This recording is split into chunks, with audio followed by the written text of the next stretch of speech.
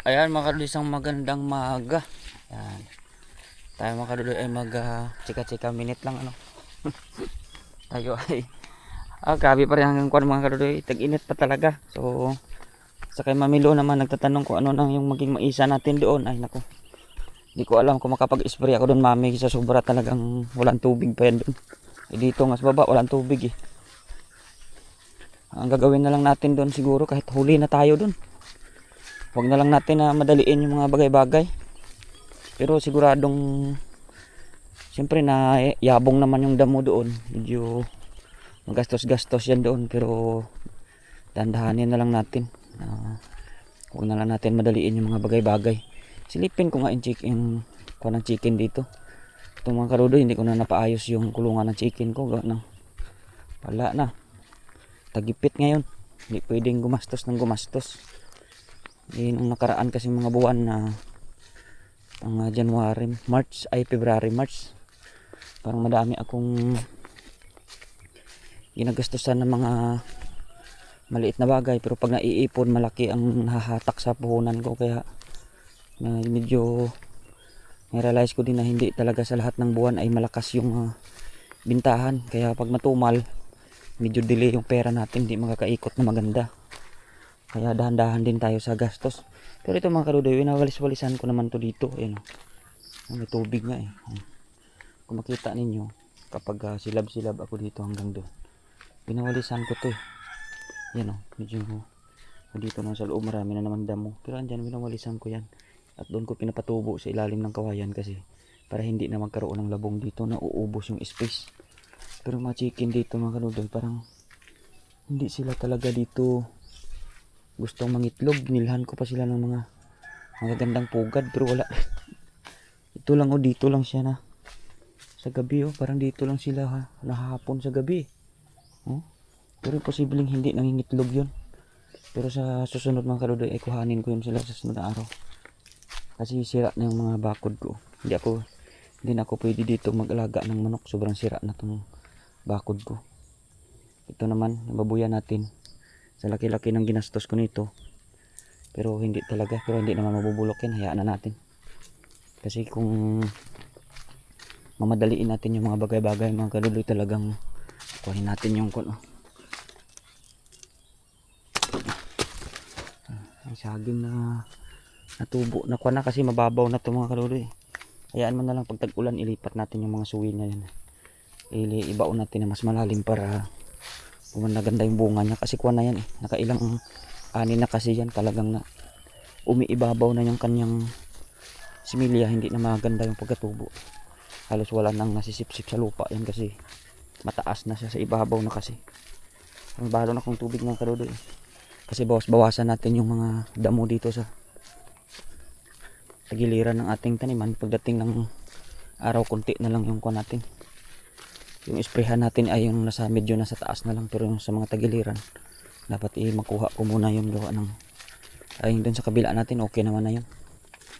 Dito na lang, at saka meron pa tayo dun sa kabila pa talaga, dun sa taas, dun sa pinapatubigan ko nakaraan.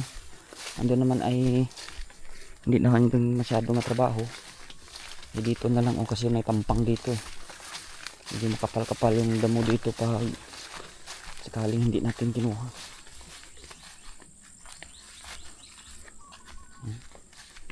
Wala pa eh, nandito tuyo pa talaga yung mga dito mga kaluloy. Dito tayo dadaan sa kabila, tingnan natin dito kung wala eh. So, tutuyo pa talaga yung mga ilog wala. Mahirap pa, walang ilog walang tubig sa bundok pa ngayon. Hindi natin talaga kayang pagsabarin ng oras. Kung may pera sana tayo, pwede tayo magpahawan doon, kaso yung pera lumalabas, hindi naman babalik pag mga diba, kung papahawan ka o ano. Mahirap, dapat yung extra money lang talaga yung gagamitin sa mga ganun. So tipid-tipid lang tayo, mahirap.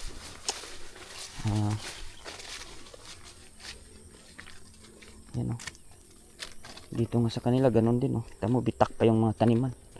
Yung ulan niya kasi pampaano lang, pamparami ng damo, hindi naman talaga totally makakatubig na eh.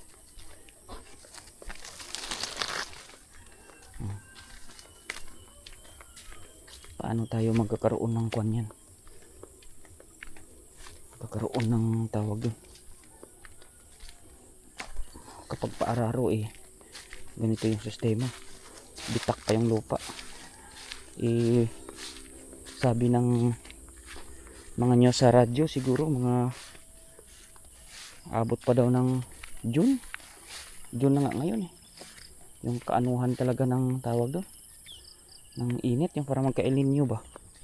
Ay, hindi natin alam kung kailan talaga ito. Kasi mga kadudoy, dapat nahawanan ko na to. Igawa nga ng sabi kasi kukuhanin na to ng may-ari kasi nakasangla sa akin to eh. 20,000 lang isang ganito. Kuhanin daw niya kasi gagardinan niya. Kasi sa bundok may garden siya doon malayo, eh ninanakaw daw. Gusto niya dito na lang kasi malapit yung ilog. Mas madali siya dito makapag maalaga at saka wala masyado dito nangunguha. Kasi matao. Problema hanggang ngayon, hindi pa naman tayo na bibigyan ng pera. Eh, may paggagamitan din naman sana ako nun. Eh, hindi pa talaga na kwan. Hindi pa tayo na bayad-bayaran. Ito naman lupa ni Nanay Igor to. Ito, yan. Ito yung tinatawag namin na sambag. Gawa ng sambag yun, isang palok. Oh. Saka shout out pala dyan kina Uncle Metring. No? Pinakuha ko may yung muntik na tangayin ng tubig doon na kasi siya. Oh. Bumaba na kasi siya. Kaya pinatumba ko yun, pinalagari ko. May guong man. Ilang piraso lang yung nakuha ko para sana sabi ko yung palay dito. Kasi yung sanga niya pumupunta na dito sa palayan. Eh, hindi naman maganda pag may mga puno kasi sa tabi ng palayan yan. Gawa ng hindi naman lalaki. Kahit yung sambag na sana doon, ay bawasan ko yan para yung kwan niya eh. Yung mga kawayan dati, ginastusan ko rin yan. 1,000 para matanggal lang yung dito niya na side sa kabila. Para andun lang siya dadahon sa kabila. Itingnan niyo umayabong na naman. So, gastusan ko na naman yan. Mga next crop na siguro. Para makuha na naman yung kwan niya. Kasi ang bilis naman tumubo. Kasi ngayon wala namang auto sa tao na 300 lang, auto 100. Kung hindi, kasi mahirap naman yan, akyatin mo yan, puro pa naman may tinik yan. Buti sana kung ganyan o yung kamukha niya dalusan, walang tinik yan eh. Matinik yan. Eh, mahirap din sa tao kaya babayad ka talaga. So, gama yung tawag sa amin dito, 1,000 yun. Eh, lalo dito oh, dati kinuhan din nila ito, nilinis din nila ito dito. Tingnan mo naman ngayon, ang dami pa rin. Kaya ganoon mahirap pag kuhan.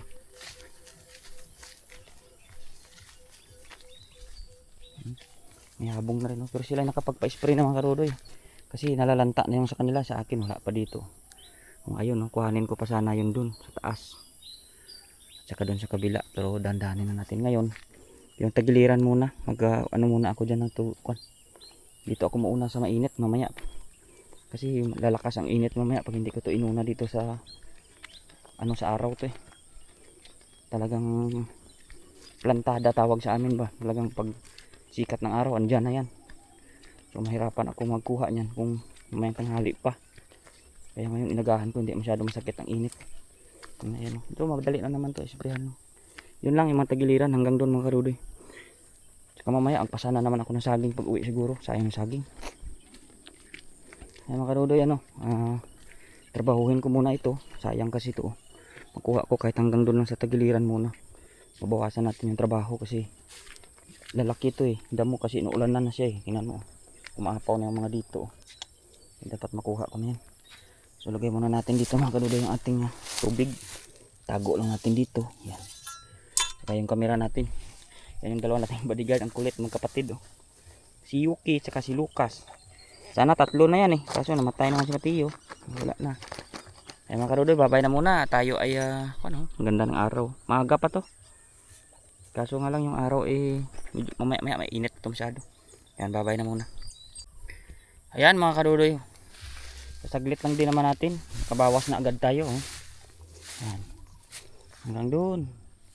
Kaya medyo maayos-ayos ng itsura nito. Andun naman tayo sa kabila oh.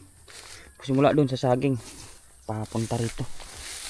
Para mamaya pag mainit na, doon na tayo sa lilim. Para saging mga karudoy, laki-laki oh. Tapos ito naubos lang ng mga daga, dalawa. gugulang, nahinog lang oh. Pero pwede pa to mapagkuhanan pala eh oh. May tira pa naman, ayan oh. Sobrang gulang na. Bukod dun sa isang malaki dun sa taas, ano ba yan? Dami-daming nasayang na saging dito pala. Dun oh, grabe itim-itim na yung laki dun, yung bigat. Pero ito na muna siguro kuhanin ko dalawa tapos ay sa susunod na naman araw yung isa. Malaki kasi, mga bigat yung mga karudoy. Eh dito muna ako, kuhanin ko muna yung mga karudoy para gumanda-ganda na. Hanggang dun sa kabila mamaya kung kaya pa. Kaya pa yung init. Ayan, bye.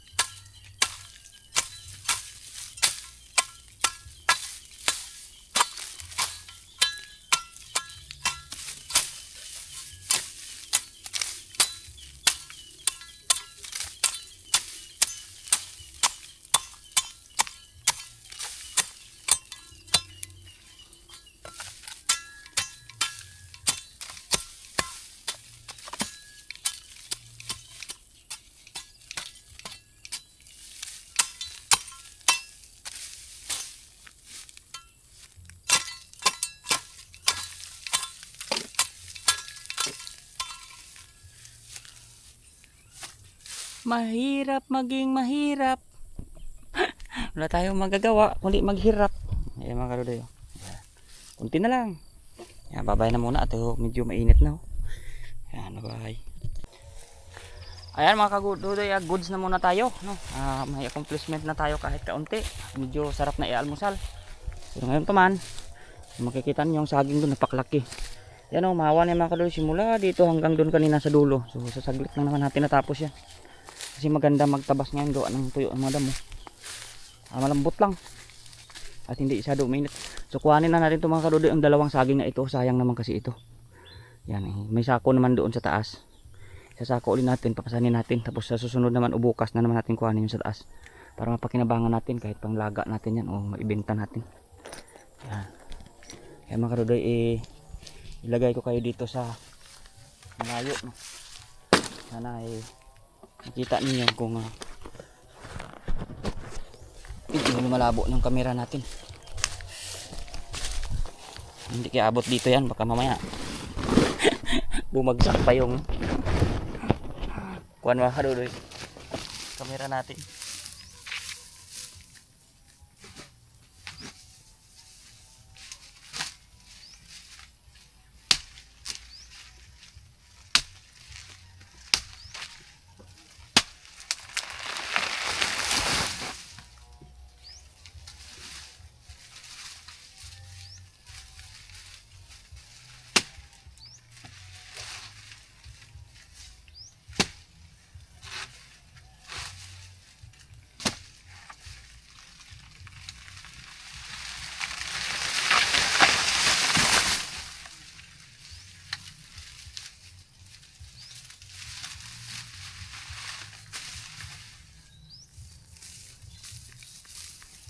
Diba?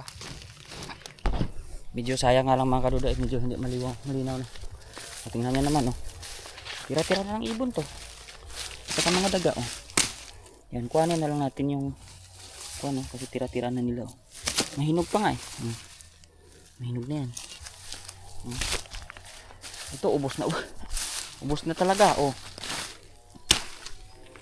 Kunti na lang pakinabangan ko dito. Ayan oh. Ayan. Ilang piraso na lang pero ay, sasako na lang natin yan para mapakinabangan natin.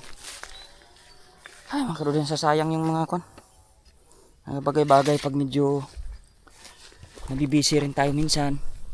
Ganun talaga ang life. Kaya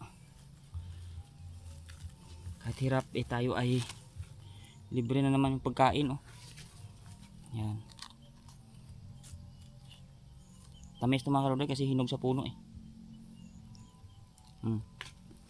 Sabi ko na eh.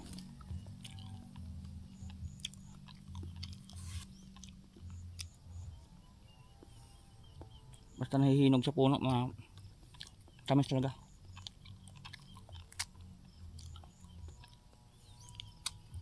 Sarap to pang kwan, oh. Ang banana Q. Saktuhan lang yung kwan niya.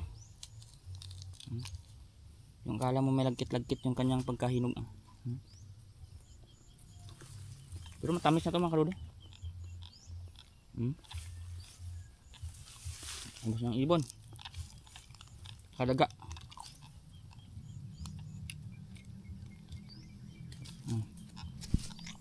Ay, nabusog pa tayo.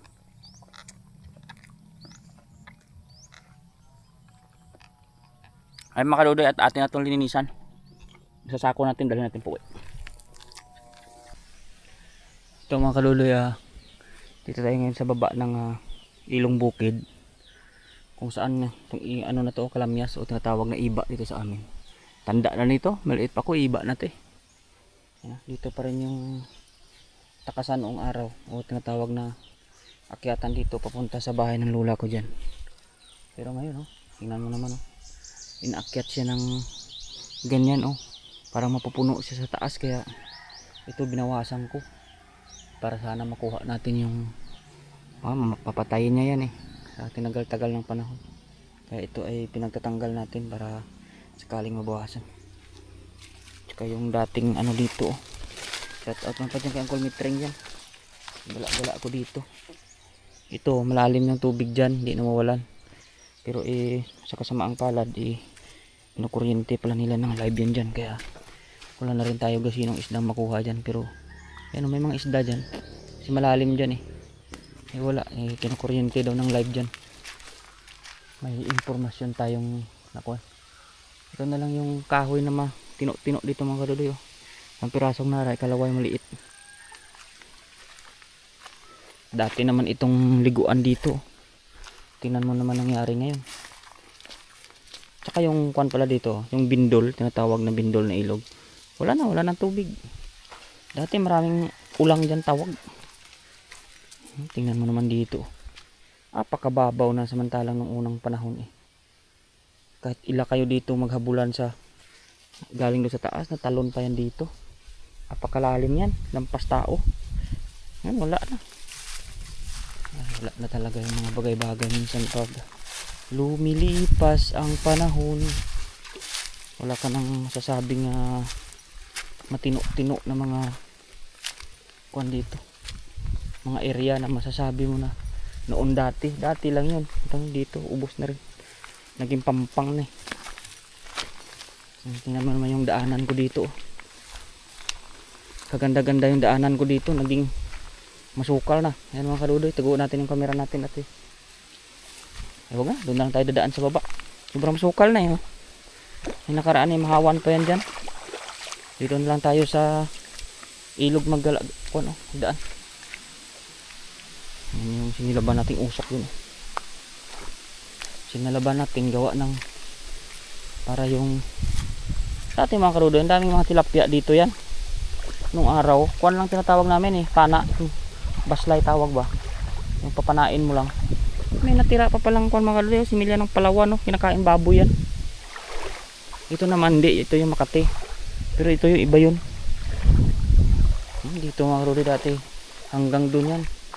Masarap nga makapaghabulan ka dito sa mga tilapia na pwede mong panain lang, pana lang. Ngayon wala na, ubos na lang ba.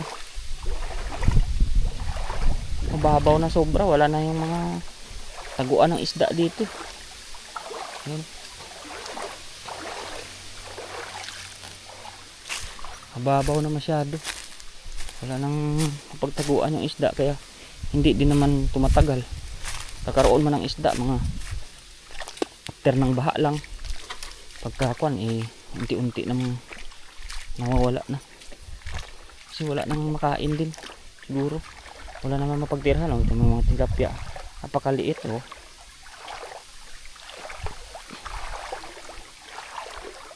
hindi talaga kuan. Ang ilog ngayon dito naging sapa na. Dati yung mga kaludi mga konto malalim, malinis ito. Ngayon wala na talaga, hindi mo na masabing ko. Tapos dito dati kakapihan to nakuha na rin ng tubig. Wala na tayong magawa kasi tubig na nakuha niya. Kahit bawalan naman yan, kuhanin mo ng tubig yan.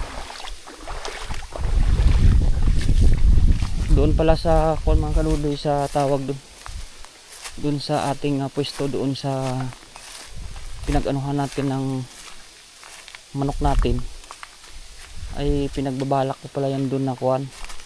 Instead na manok na lang yung ilagay ko doon kasi malapit siya sa ilog, wala naman kasi ng ano doon. Ang ano na lang doon ako napato na lang siguro para pwede pa silang lumangoy-langoy doon pag sakaling ano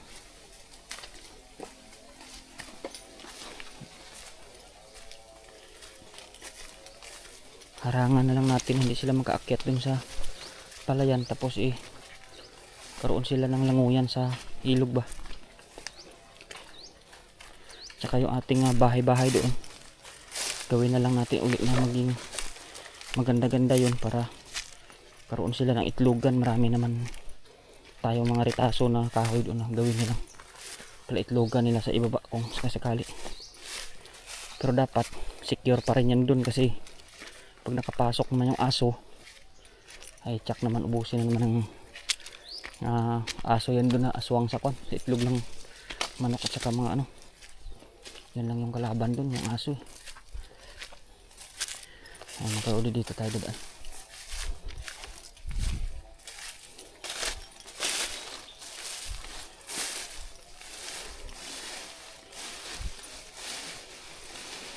Dami tayong mga ginagawa-gawa mga kaludoy pero hindi pa talaga natin nararamdaman na parang sufficient na yung kita. Gumugulong-gulong pa lang, hindi pa talaga natin mapifeel na malaki na ang kita. Pero huwag na lang natin na i-atras kasi dyan na yan at unti-unti rin natin matatansya yung mga bagay-bagay kung paano yan gumulong ng maganda kasi 1 year pa lang naman tayo kaya mahirap talaga mag-adjust pa niyan.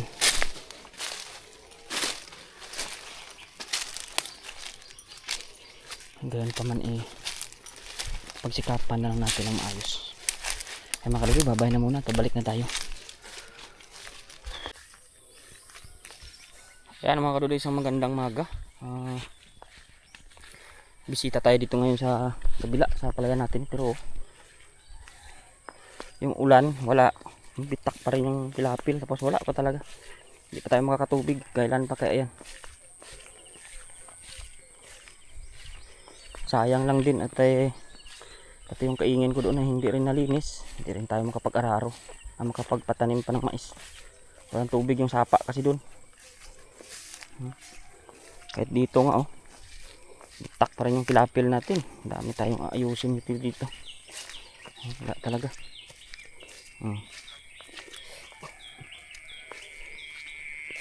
Titingnan ko lang yung mga damo dito sana kung ano na yung sitwasyon. Saka kung lakas ng ulan kahapon may buhawi.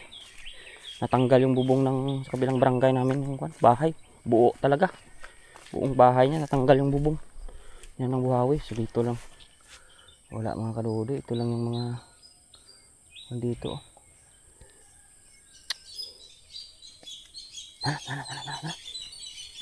Tingnan natin muna mga kaludoy. Ayan mga kaludoy, isang magandang hapon. Grabe ang ulan mga kaludoy. 2 araw na sunod-sunod. So tayo ngayon ay lalabas na. Wala ng ulan pero grabe yung ulan kanina. Kulog, kidlat. Tayo ngayon ay maglaga ng saging. Tingnan ko yung mga saging ko dito na mga kaludoy, sasayang lang yung saging yan. So kuhanin na muna natin yan, ilaga natin kasi sayang. Piliin natin itong mga medyo hinog na kaysa masisira lang to dito yan, para mapakinabangan natin. Yung hinog lang muna mga kaludoy, kuhanin natin. Yan na yung iluluto natin dami ito.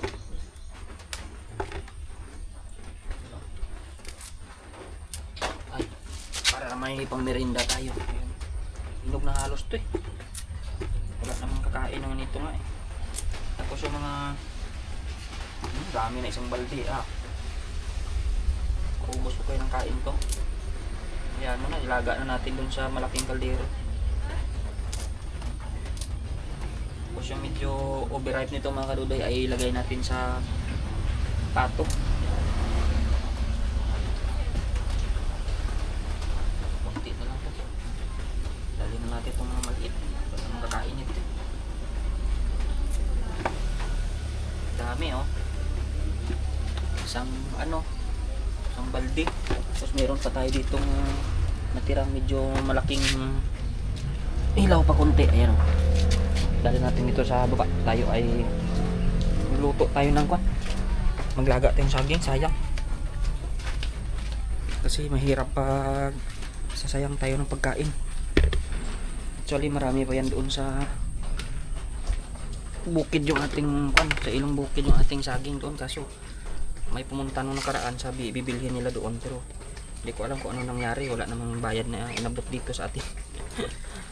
Buksan na lang natin yung iba mga kadudoy, ibigay natin sa parang may sira ba, lagay natin sa pato kasi sayang. Ayun, may medyo lamog-lamog na konti ba, ilagay na natin sa dyan sa pato ni Migi dyan. Yan, okay na siguro to. Ayan na yung mga pato, tuwa na sila yun. Tayo ay magpapaano lang ng gasa natin. Medyo maputik ngayon mga kadudoy na tag-ulan na, only water na tayo. Wala na, malakas na yung tubig natin. Ayan mga kadudoy, tayo muna ay kala ng mga takbuhan yung mga pato doon, kala nila pagkain tubig lang. Ayan mga kadudoy, magsilab muna tayong kahoy. Sa kahoy tayo maglaga ang saging, tsaka ilagay natin din. Tamang tama lang yun mamaya. Ayan mga kadudoy, medyo kumukulo na yung ating saging. Siguro nga ito ay baka luto na okay. Tingnan natin, pisilin natin. Malapit na ito mga kadudoy at medyo maluluto na talaga itong ating saging ng mga hinog. Ayan ito parang sa tingin ko alanganin pa naman. Hanap tayo ng isang piraso, buksan natin. Uy, naukuan na natanggal na sa kanyang kwan. Ayan. Subukan na lang natin yung mga kaludoy pag okay na yung lambot niya. Kasi nakulo naman na. Ubusin na lang natin itong kahoy natin para sakto na maluluto na talaga ito. Kunti lang naman yung kahoy natin Ubusin na lang natin yan siguro. Tama na yan. So, subukan muna natin kung talaga bang okay na itong kwan. Yung nabuksan na mga karudoy ay bibigay natin sa chicken. Itong hindi nabuksan, init. Ito yung kakainin natin. Parang luto na mga karudoy. Ganda ng pagkaluto pati. Sakto na yun. Buka natin. Goods na. Pag nga. Pwede natin iinin yun. Hayaan na lang natin yung huling baga. Ito nakabukas na ito kaya bigay natin sa chicken. Grabe makaroon kahit na mainit ubos pa rin nila grabe katakaw talaga. Mainit pa yun. Wala na. Isang sunggab lang grabe ka. Talaga yung mga pato. Ilagay na natin yung mga karoon. Tsaka ito na lang kahoy ipaubaya na lang natin yan hanggang sa mamatay na lang yan. Ganyan na yan. So goods na, may pang almusal na tayo bukas, tsaka may pangkain tayo mamaya. Kasi medyo tag-ulan ngayon, maganda magkain ng saging. Bye bye.